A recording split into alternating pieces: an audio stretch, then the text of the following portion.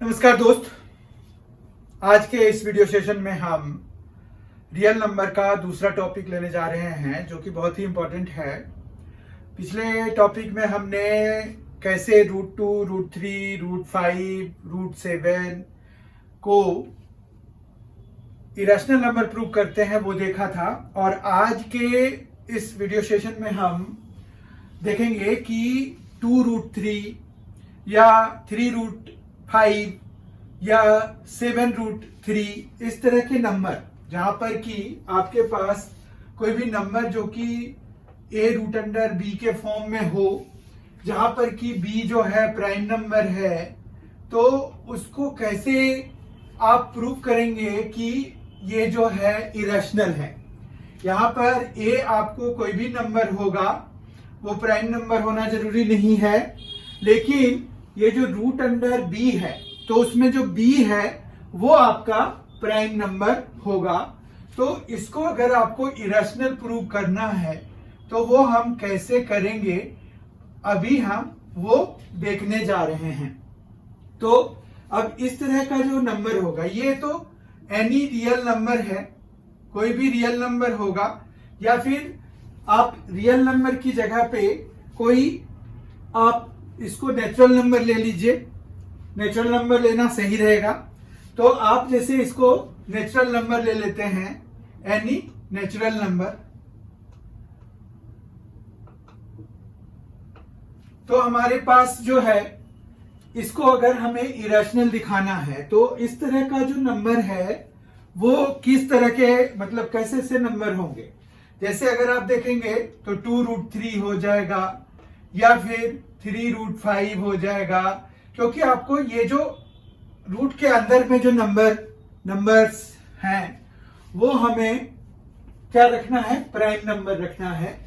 b हमारा prime number है, तो 3, 5 जो कि रूट के अंदर में आ रहा है वो हमारा, जैसे 2√7 इस तरह का एक और नंबर हम इस तरह का सोच सकते हैं कि 2√7 भी एक इस तरह का नंबर है। तो इस तरह से बहुत सारे नंबर्स हो सकते हैं। आपको कोई भी नंबर एज अ क्वेश्चन दिया जा सकता है, और आपको सॉल्व जब करना होगा तो आप जो है उसमें क्या करेंगे, उसमें ये करेंगे कि जो मेथड अभी हम लगाएंगे उसको बस आप जनरल मेथड की तरह ट्रीट करिए, और वो जो है आपका बाकियों के लिए भी काम आएगा। तो हम जो है शुरुआत करते हैं यहां से। 2√3 को मान रखिए कि हमें प्रूव करना है कि इरेशनल है। अब 2√3 को अगर इरेशनल प्रूव करना है तो हमें दो तरह के क्वेश्चंस आएंगे यहां पर। एक में क्या रहेगा कि वो पहले से दे देंगे कि √3 जो है इरेशनल है, और शो करो कि ये जो 2√3 है वो इरेशनल है। तो हमें उस केस में कैसे करना होगा, थोड़ा सा डिफरेंट होगा, और वो क्वेश्चन आसान होगा, क्योंकि आपको आधी चीज तो दे दी गई है कि √3 जो है इरेशनल है, ये आपको दे दिया गया है। अब हमें ये प्रूव करना है कि 2√3 इरेशनल है। तो ये बहुत ही सिंपल होता है। इसमें हम करते क्या हैं, कैसे हम प्रोसीड करते हैं, तो दोनों में लगाना तो आपको मेथड ऑफ कंट्राडिक्शन ही है, जो कि आपने √2, √3, √5 को इरेशनल प्रूव करने के लिए यूज किया था। आपको करना वही है, वही मेथड ऑफ कंट्राडिक्शन यूज करना है। तो लेकिन करेंगे कैसे। अब मान रखिए कि आपको यहां पर क्या दिया हुआ है, गिवन है कि √3 जो है इज इरेशनल,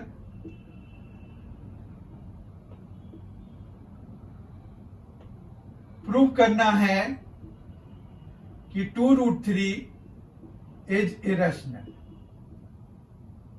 तो ये कैसे करेंगे, तो इसमें हमें थोड़ा आसान हो जाता है, अभी बताया आपको, और ये फिर मार्क्स भी इसके इसी हिसाब से कम हो जाएंगे।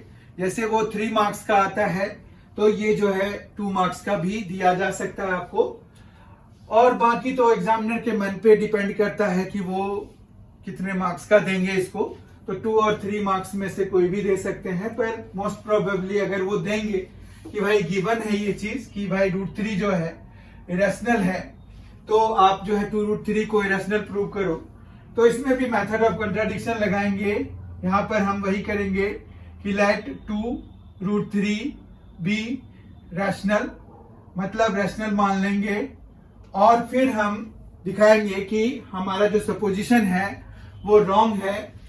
यहाँ पर हम देयरफॉर 2√3 को क्या लिख सकते हैं, P बाय Q की फॉर्म में लिख सकते हैं, where P and Q are coprime integers, P and Q are coprime integers.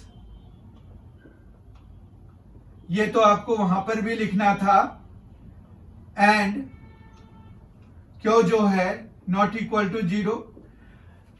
आपको ये बता दिया गया है कि कोप्राइम का क्या मतलब होता है। ये कोप्राइम जो है वो क्या होते हैं, ये हमने बहुत ही डिटेल में लास्ट सेशन में किया था, तो इसलिए हम इसको, अगर आपने वहां देखा है तो समझ में आ गया होगा, नहीं देखा है तो आप वो वाला वीडियो देख लीजिए जिसमें कि हमने इसका जस्ट प्रीवियस वाला वीडियो देख लीजिए, तो आपको वो पता चल जाएगा कि कोप्राइम इंटीजर्स क्या हैं, क्यों को हम क्यों 0 के बराबर नहीं लेते हैं, ये भी वहां पर हमने डिस्कस कर लिया था।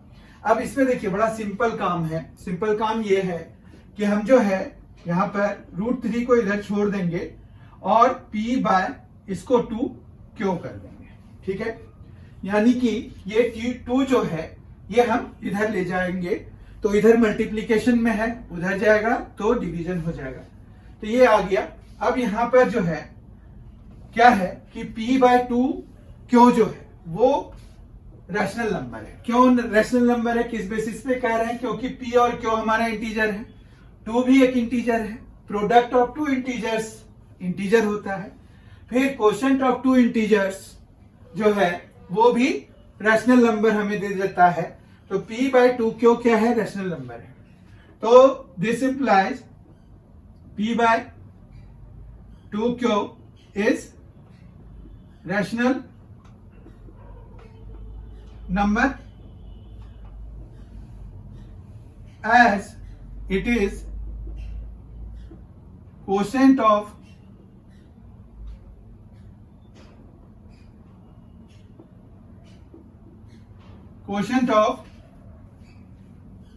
two integers,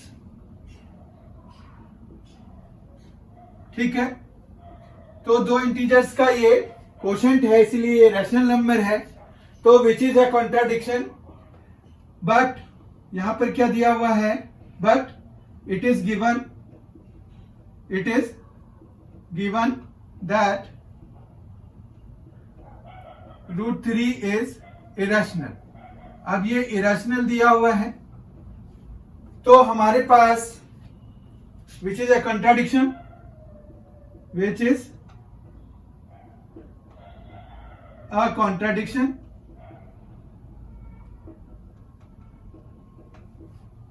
Hence,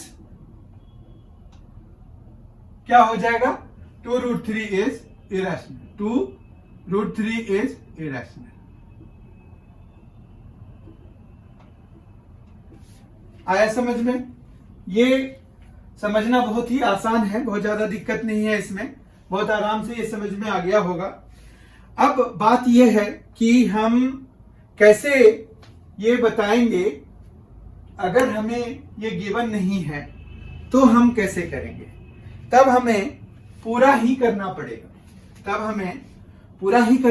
क्या पूरा करना पड़ेगा, मतलब हमें ये नहीं दिया हुआ है, गिवन नहीं है, हमें क्या करना है, प्रूव करना है कि 2√3 इज इरेशनल। तब हम कैसे करेंगे, ये तो गिवन था कि √3 इरेशनल है, तो हमने यहां पर यूज कर लिया कि but it is given that √3 is irrational, which is a contradiction, so hence 2√3 is irrational। लेकिन हमें अगर नहीं दिया हुआ है तो हम कैसे प्रूव करेंगे, तो हमें ना पूरा उसी तरह से काम करना पड़ेगा जो हमने उधर किया था।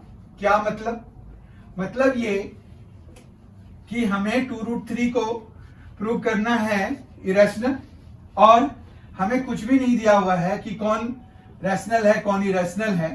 तो हम जो है स्क्रैच से शुरू करेंगे और जिस तरह से हमने √2 को प्रूव किया था इरेशनल, उसी तरह से हम इसको भी प्रूव करेंगे कि 2√3। तो यहां पर क्या करेंगे, लेट 2√3 इज रैशनल। हमने रैशनल मान लिया, इसको कोई दिक्कत नहीं है, रैशनल मान लिया। तो अब जो है हम इसको क्या लिख सकते हैं, therefore 2√3 can be written in the form of P by Q। P and Q are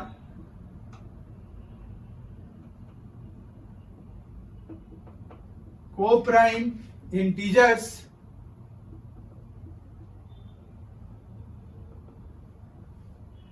and Q is not equal to 0। ठीक है, उसके बाद हमने जो किया था वहां पर वही काम यहां पर करेंगे। √3 को या पूरे को आप चाहे तो स्क्वायरिंग करा सकते हैं। तो हमारे पास यहां पर जो है √3 को छोड़ देते हैं, 2Q ले आते हैं इधर और इधर P ले आते हैं, मतलब हमने क्रॉस मल्टीप्लाई करा दिया। ये हम लिख सकते हैं 2Q इंटू √3 और इज इक्वल टू P। अब स्क्वायरिंग बोथ द साइड्स करा देंगे। स्क्वायरिंग बोथ द साइड्स कराएंगे तो हमें क्या मिलेगा,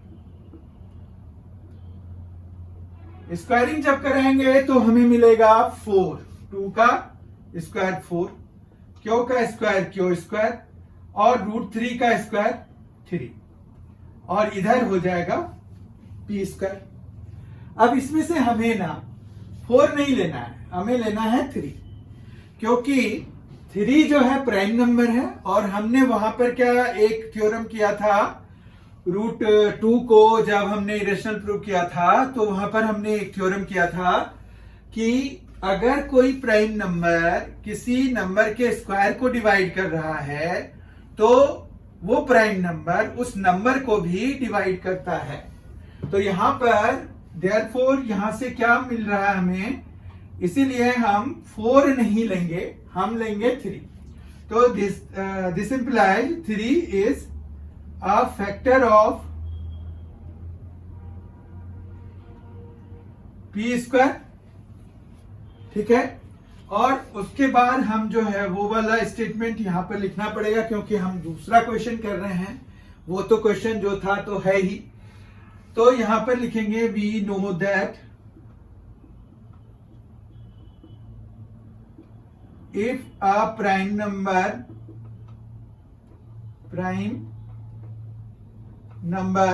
divides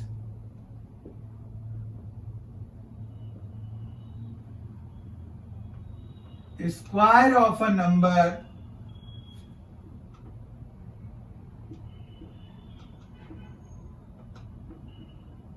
then it divides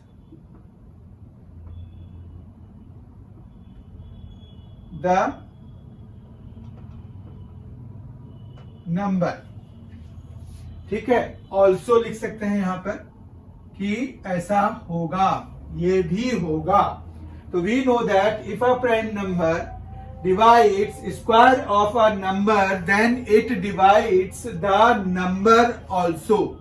हमें ये लिखना है कि we know that if a prime number divides square of a number then it divides the number also। उस हिसाब से 3 जो है is a factor of P square, तो हमें जो है 3 is a factor of P भी हो गया। अब जो है हम क्या करेंगे, लेट कर लेंगे P is equal to 3m लिख लेंगे, और m को हम मान लेंगे कि किसी इंटीजर में बिलोंग कर रहा है, ग्रुप ऑफ इंटीजर में बिलोंग कर रहा है, यानी कि m एक इंटीजर है, ऐसा हम मान लेंगे। फिर हम ये सब्स्टिट्यूट करा देंगे इस इक्वेशन 1 में। तो हम यहां पर ले लेते हैं कि substituting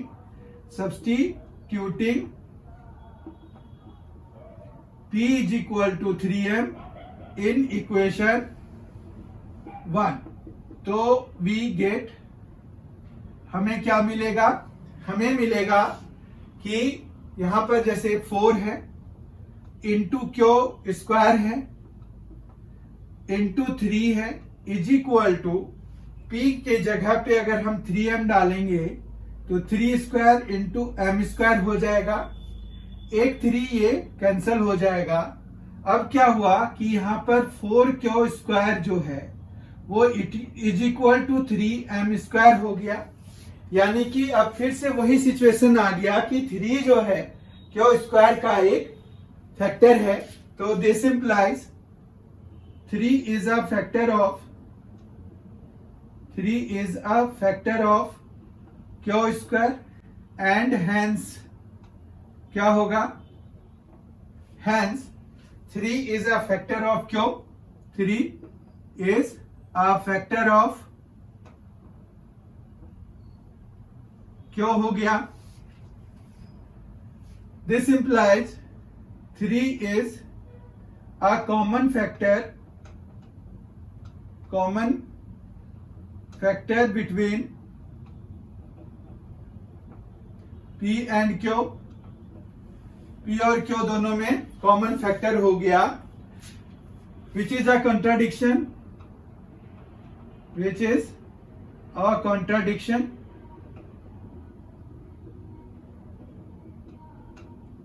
as we had supposed P and Q as coprime. ठीक है, कोप्राइम माना था, देयरफॉर क्या हो जाएगा, फाइनली हमारा जो आंसर होगा देयरफॉर 2√3 is irrational, और ये प्रूव हो गया। तो ये जो मेथड है, ये मेथड आपको 3√5, 3√7, 2√7 मतलब कोई भी नंबर जो कि आपको a√b, जहां पर कि b जो है प्राइम नंबर है और ये कोई भी नेचुरल नंबर है, तो उसके फॉर्म का अगर आपको दिया हुआ है तो आप जो है ये मेथड लगा सकते हैं प्रूव करने के लिए, और यही आपको लगाना पड़ेगा to get the full marks. तो इस तरह से हमने इरेशनल नंबर प्रूव करने के लिए सीख लिया। नेक्स्ट टॉपिक के साथ हम फिर से आपके सामने में आएंगे। अगर आपने MC एजुकेशन चैनल को सब्सक्राइब नहीं किया है, MC YouTube channel, MC education YouTube channel को सब्सक्राइब जरूर कर लीजिए, आपके लिए बहुत ही फायदे का है। Thank you so much for being with us, thanks a lot, enjoy yourself.